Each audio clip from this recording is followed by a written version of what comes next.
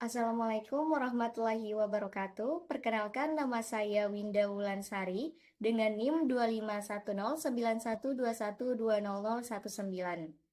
Di sini saya akan memaparkan mengenai tesis saya dengan tema penyakit menular dengan judul penyakit demam berdarah Denggi atau DBD.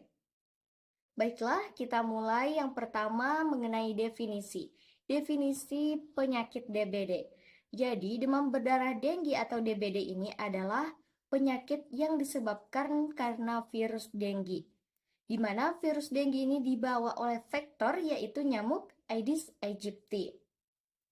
Nah, biasanya di Indonesia itu kasus ini meningkat pada musim penghujan karena suhu dan udara yang lembab yang disukai oleh nyamuk. Di Indonesia sendiri juga, kasus endemis ini sudah terjadi sejak 2 abad terakhir. Yang kedua mengenai faktor penyebab. Apa yang menyebabkan terjadinya penyakit demam berdarah Denggi ini? Di sini ada beberapa poin. Yang pertama yaitu lingkungan. Jadi kebersihan lingkungan itu sangat berpengaruh. Di mana tempat yang kotor, lingkungan yang kotor itu sangat disukai oleh nyamuk dan bisa menjadi tempat perkembangbiakan. Kemudian kepadatan juga, kepadatan penduduk. Semakin padat suatu tempat itu, maka penyebarannya juga semakin cepat dan meluas. Selanjutnya yaitu individu. Juga berpengaruh. Jadi cara kita berpakaian bisa kita menggunakan dengan baju lengan panjang untuk menghindari resiko gigitan nyamuk. Kemudian bisa juga dengan menggunakan lotion anti nyamuk dan juga menggunakan kasa jendela pada ventilasi yang ada di rumah. Selanjutnya mengenai tadi faktor, kita lanjut ke resiko. Siapa saja yang beresiko terkena penyakit demam berdarah Denggi ini? Nah, yang pertama itu ada anak-anak usia di bawah 15 tahun. Kenapa? Karena anak-anak itu masih proses perkembangan. Imunnya belum sekuat orang dewasa. Kemudian, umur-umur di bawah 15 tahun itu juga masa-masa anak-anak aktif, bermain di luar, di lapangan. Kemungkinan juga mereka menggunakan baju yang lengan pendek dan itu juga sangat beresiko ya terkena gigitan nyamuk Aedes aegypti. Kemudian yang kedua yaitu orang yang memiliki imunitas rendah.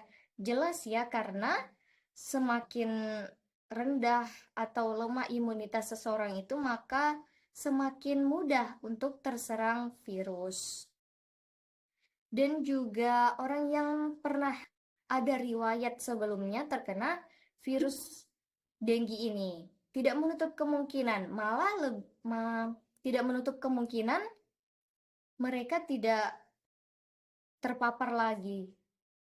Resikonya malah lebih besar karena sudah pernah terpapar atau terkena virus Denggi ini.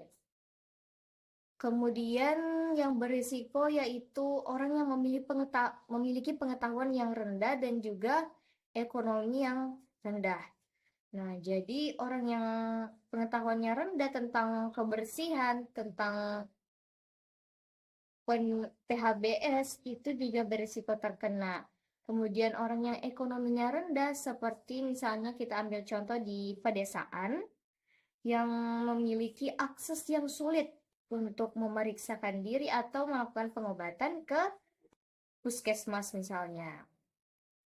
Lanjut ke screening. Nah, jadi screening ini adalah diagnosa yang dilakukan untuk melihat apakah seseorang tersebut terkena penyakit demam berdarah Denggi atau bukan. Karena gejala yang ditimbulkan dari demam berdarah Denggi ini tuh mirip sama seperti penyakit-penyakit pada umumnya, di mana gejalanya itu seperti panas, demam tinggi, kemudian nyeri otot, pendarahan, dan juga muncul ruam atau bintik-bintik merah di kulit. Nah, untuk diagnosanya kita bisa melakukan uji Turniquet sederhana, digunakan alat untuk melihat atau mendeteksi ruam-ruam yang ada di kulit. Kemudian bisa juga dengan menggunakan antigen NS1 untuk melihat apakah terkena DBD atau tidak. Itu biasanya dilakukan pada hari pertama. Juga bisa dilakukan dengan serologi, IgG dan juga IgM untuk melihat apakah itu terkena sudah lama atau baru-baru saja. Biasanya dilakukan pada hari kelima. Nah, itu mengenai screening. Lanjut ke pencegahan. Bagaimana cara kita untuk mencegah penyakit demam berdarah denggi ini? Yang pertama, kita bisa melakukan program PSN 3M+. PSN sendiri singkatan dari pemberantasan sarang nyamuk. 3M-nya yaitu menguras setiap penampungan air yang ada di rumah, menutup rapat-rapat wadah tempat penampungan air di rumah, dan juga mengubur sampah-sampah plastik, sampah-sampah botol yang juga berpotensi sebagai tempat perkembangbiakan nyamuk.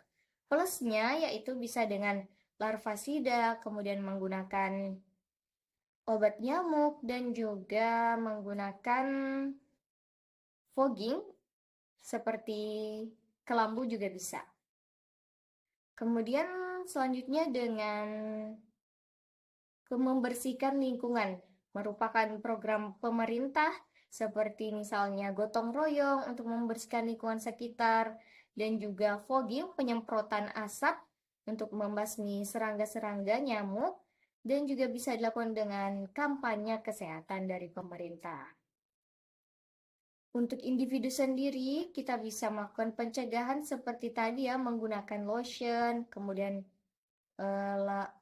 baju lengan panjang untuk antisipasi dan pencegahannya. Kemudian selanjutnya yaitu penanggulangan. Penanggulangan penyakit demam berdarah denggi.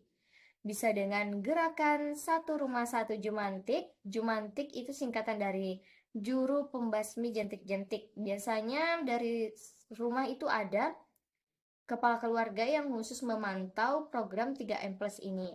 Kemudian bisa dilakukan dengan edukasi masyarakat untuk memberikan pemahaman mengenai penyakit demam berdarah denggi ini.